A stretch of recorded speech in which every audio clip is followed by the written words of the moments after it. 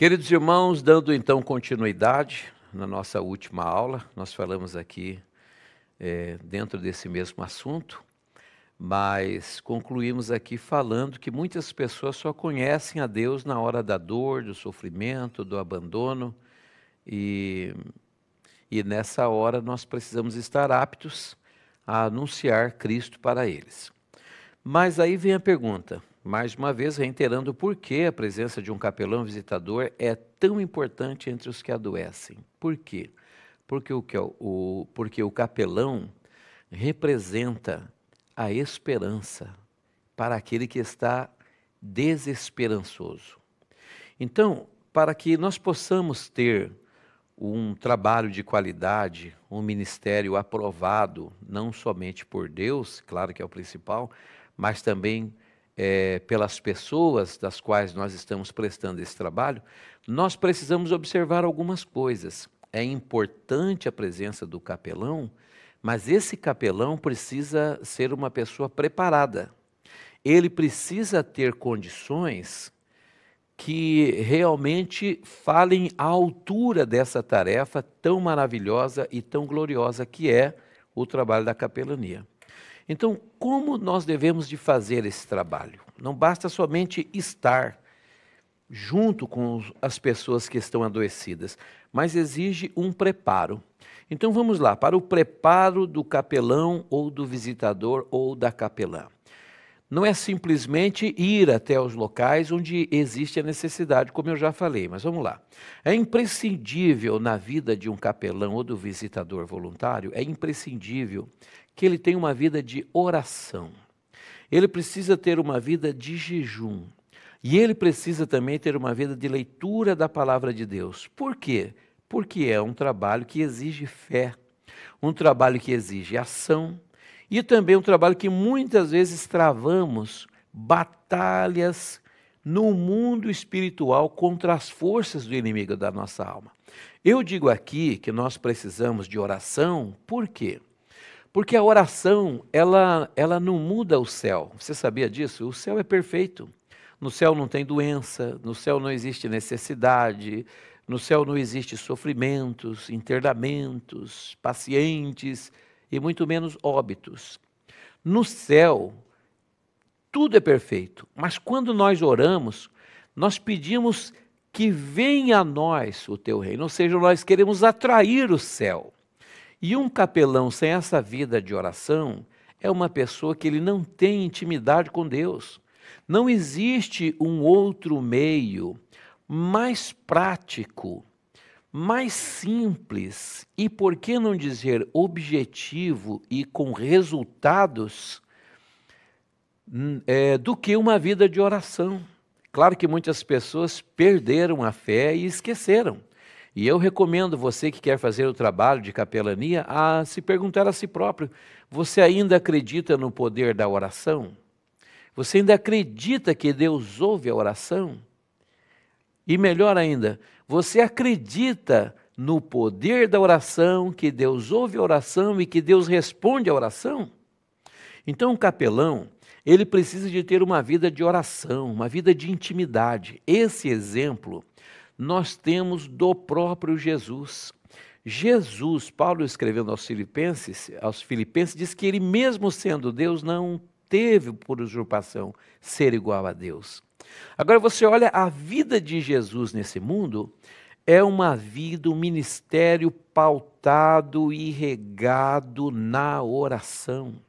Jesus tinha uma vida contínua de oração. Enquanto os discípulos dormiam lá no Getsêmani, Jesus precisava de um apoio, sabia disso? Um apoio espiritual, por que não dizer um apoio de uma capelania naquele momento? Mas o que os seus discípulos fizeram?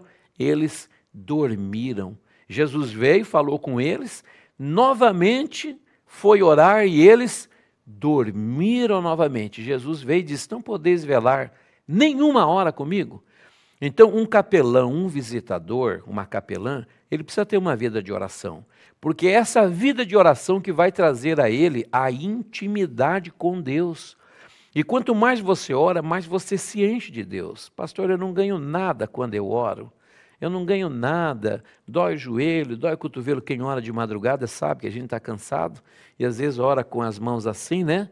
E pega no sono, já aconteceu comigo várias vezes, né? E aí você acorda até com dor nas costas, mas o importante é que você está ali, você está buscando.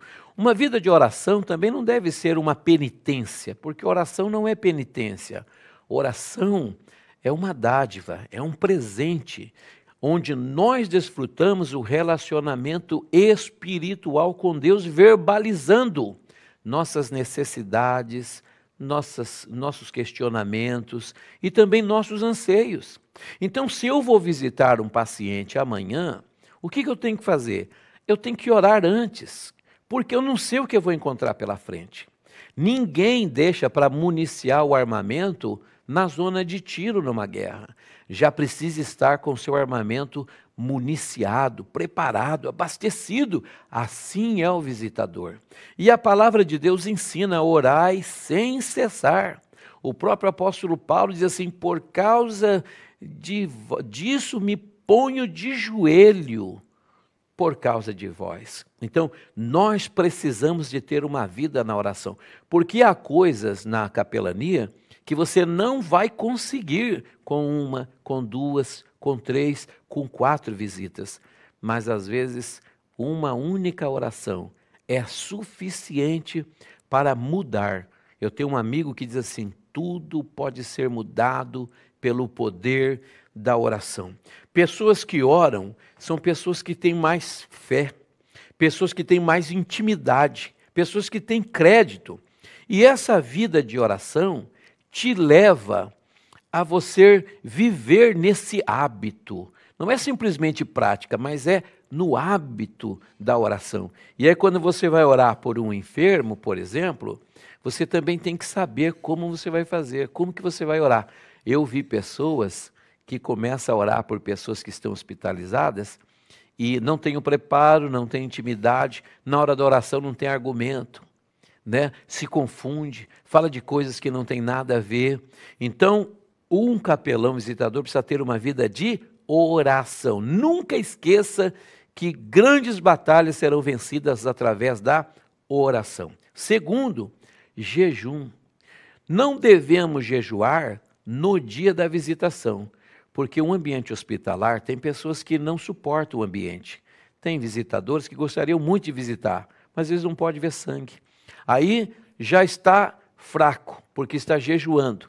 Vê o sangue que não pode ver, vai acontecer o quê? Ele vai acabar precisando de atendimento médico. Então, precisamos de ter uma vida de oração e jejum, mas nunca jejuar no dia da visitação. Devemos de ter depósito antes. E por que jejuar? Lembra da palavra de Deus? A nossa luta não é contra carne e sangue, mas é contra hostes espirituais da maldade. Então, o jejum te dá asas espirituais para se aproximar mais de Deus e alcançar o que você necessita para a sua e principalmente para a vida daquele que está adoecido. O capelão, o visitador, também precisa de leitura da palavra de Deus. Por que precisa de leitura da palavra de Deus? Primeiro, você vai encontrar pessoas que estão cheias de questionamentos. Pessoas que precisam de respostas que o médico não deu, a enfermeira não deu, a família não deu, mas eles estão se indagando em todo o tempo. Então, a palavra de Deus, ela é a resposta de tudo. A palavra de Deus é a resposta de tudo. E um visitador sem oração, sem jejum, sem leitura da palavra de Deus, vai explicar o que para a pessoa? E no hospital, o capelão vai ouvir muitas dessas perguntas. Por que isto está acontecendo comigo? Daqui a pouco eu vou falar sobre a visão do sofrimento, eu vou dizer sobre isso daí. Fique atento nas próximas aulas. Mas então o capelão, se ele começar a aplicar o seu ponto de vista, ele pode confundir o paciente e se confundir também. Mas a palavra de Deus tem resposta para tudo. Quantas vezes nós precisamos nos calar e simplesmente ler a palavra? A importância da leitura da palavra de Deus é que o paciente diz assim, o senhor lê um texto sagrado para mim?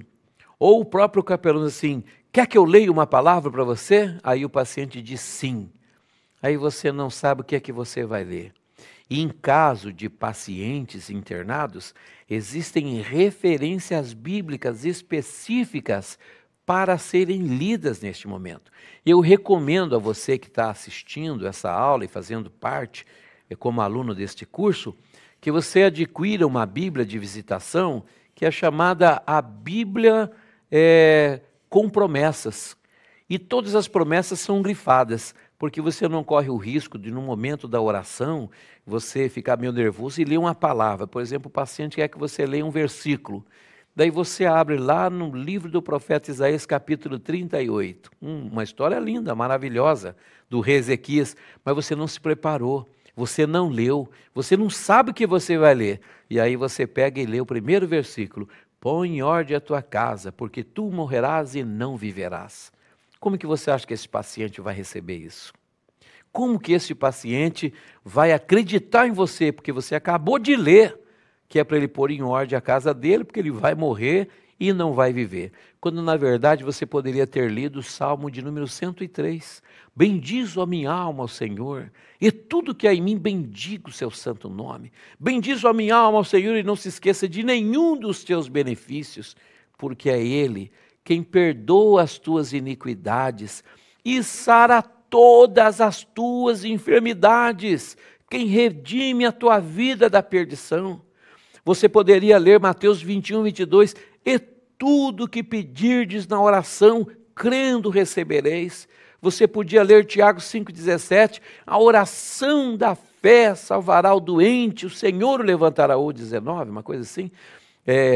Agora me fugiu até o versículo, por isso que é bom, né? Aula de espontaneidade aqui. Mas então você poderia ler um versículo que corresponda com a necessidade do paciente. Você pode ler Marcos 16, 15, ide por todo mundo, pregar o evangelho a toda criatura. Quem crer e for batizado será salvo, quem não crer será condenado. E estes sinais seguirão os que crerem em meu nome, expulsarão demônio, falarão novas línguas. E ali na paz assim, imporão as mãos sobre os enfermos e os curarão. Você pode ler palavras no evangelho, quando Jesus disse assim: não te hei dito que se creres verás a glória de Deus, lá na ressurreição de Lázaro. Então o visitador ele tem que ter uma vida de oração, intimidade com Deus, para não ser pego de surpresa em nada, uma vida de jejum, de preparo para possíveis conflitos espirituais, que pode acontecer de você se deparar com pessoas possessas de demônios. Eu falo aqui numa aula sobre a possessão demoníaca dentro de hospitais, que os médicos chamam de comportamento estranho. Então, tem que ter oração, tem que ter jejum e tem que ter conhecimento da palavra de Deus. Você não pode pegar a Bíblia simplesmente, abrir e ler um versículo. Você precisa estar preparado, sabendo que você vai entregar para a pessoa da palavra de Deus. Eu lembro-me muito bem que uma vez visitei um pastor. Esse pastor, infelizmente, partiu para a eternidade. Era paciente lá no hospital. Eu digo, infelizmente, pela condição de ter perdido a sua vida, encerrou os dias na terra. Mas como era um homem de Deus, cheio de fé, glória a Deus, porque deu entrada no paraíso. Mas uma pessoa foi visitar ele, e ele sendo um pastor, e a pessoa despreparada, leu uma palavra na Bíblia de sentença, de juízo, e ele ficou ele foi atingido com aquela palavra, ele ficou inseguro. E aí eu passando visita de quarto em quarto, quando me encontrei com ele, imediatamente disse: pastor Marcos, que bom que o senhor veio aqui. Uma dessas pessoas que faz as visitas, pedi para ler um texto para mim, sabe como é que eu estava querendo receber uma palavra, e ele me leu um texto de sentença, de juízo. Será que Deus se irou comigo? Será que eu estou sofrendo uma punição de Deus? Eu imediatamente disse: não, pastor, o que o senhor infelizmente recebeu foi uma pessoa despreparada no quesito de textos sagrados para o local, a hora e a situação exata. Vou dar um exemplo. Você vai apresentar uma criança na Bíblia. Que texto que você vai ler? você vai ler lá o Salmo 127, o Salmo 128. Se é um menino, você pode ler lá Lucas 1,66, né? Quem será, pois, este menino? Um exemplo. E a mão do Senhor estava com ele, né? Salmo 127, os filhos são herança do Senhor. Jeremias 1,5, Deus no processo formativo. Salmo 139. Mas já pensou você ler lá, e foi crucificado um à direita, um à esquerda, na apresentação de uma criança? Então, para cada situação tem um texto. A ceia, por exemplo, todos nós sabemos que no culto de ceia, nós lemos o livro de Coríntios, capítulo 11, versículo 23 a seguir. Você não vai ler lá, e o diabo foi lançado no lago de fogo e enxofre, que é a segunda morte, no culto de ceia. Você não vai ler também lá, eis que traga um dilúvio sobre a face da terra, meu espírito não contenderá para sempre com o homem. Você vai ler lá a última Páscoa, você vai ler lá o cenáculo preparado, o momento de Jesus com os seus discípulos, o que o apóstolo Paulo ministra. Então, para cada situação, você precisa ter o texto para aquela situação. Depois eu passo umas referências para vocês. Então, o conhecimento da Bíblia é isso. Por quê? Porque é um trabalho que exige fé e exige ação. E que muitas vezes travamos batalhas no mundo espiritual contra forças do inimigo. Uma pessoa que está no leito, a mente dela está bombardeando o seu ser. A mente dela está ali lutando contra ela mesma. Olha, esse problema é grave, você não vai sair, para você chegou o fim, você está por um triz. Olha, aí vem uma pessoa despreparada e entrega uma mensagem que para uma outra situação, quando deveria estimular fé, quando deveria estimular esperança, quando deveria invocar a cura, se Deus quiser curar ou não, isso é com Deus, mas a nós cabe fazermos o que fomos chamados. Estamos ali em nome do Senhor para ministrar vida, para ministrar esperança, para ministrar fé, para ministrar possibilidade de conquista. Então, um visitador, um capelão despreparado, ele pode pôr um paciente em ato desesperador. Por quê? Porque recebe uma palavra contrária à expectativa. Ok? Então, outra coisa. O visitador e o capelão, ele precisa de ter certeza da chama que arde no seu coração para esta missão. Se você não pode, vou repetir, não pode ver sangue, não pode ver fezes, não pode ver urina, não pode ver secreção nasal, não pode ver curativo, não pode ver gente morrendo, não pode ver gente morta, porque morrendo é uma coisa, morta é outra. Não pode ver gente entrando com fraturas expostas. No hospital tem isso. Então, você não foi chamado para esse tipo de trabalho.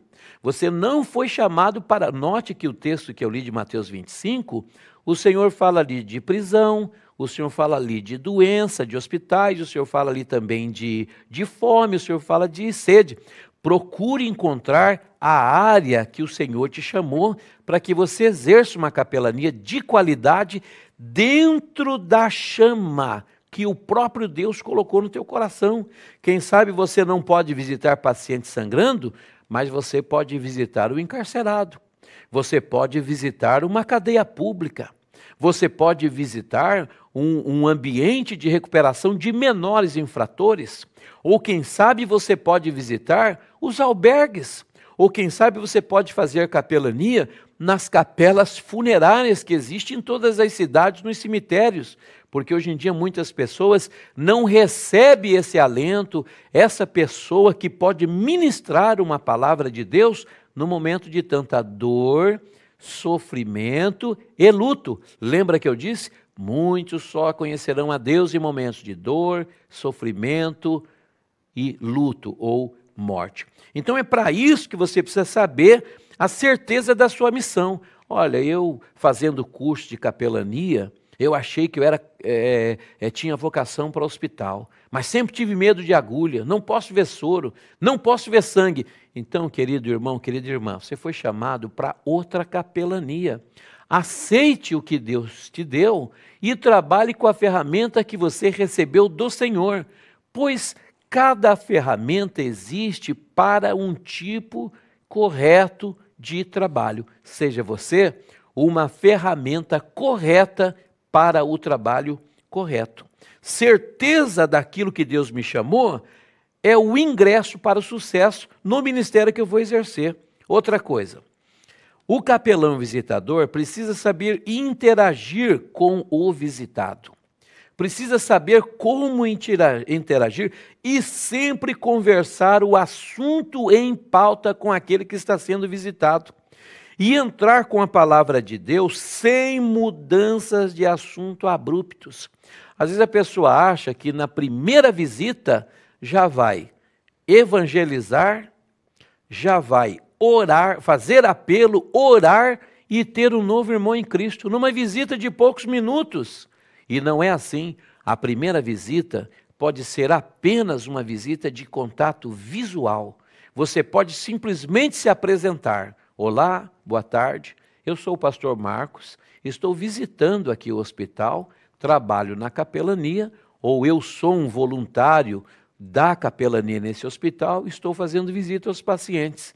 Se você puder e quiser me ouvir, eu tenho uma palavra de Deus ao seu coração. Mas se prepare, porque ele pode dizer sim, mas também pode te dizer não.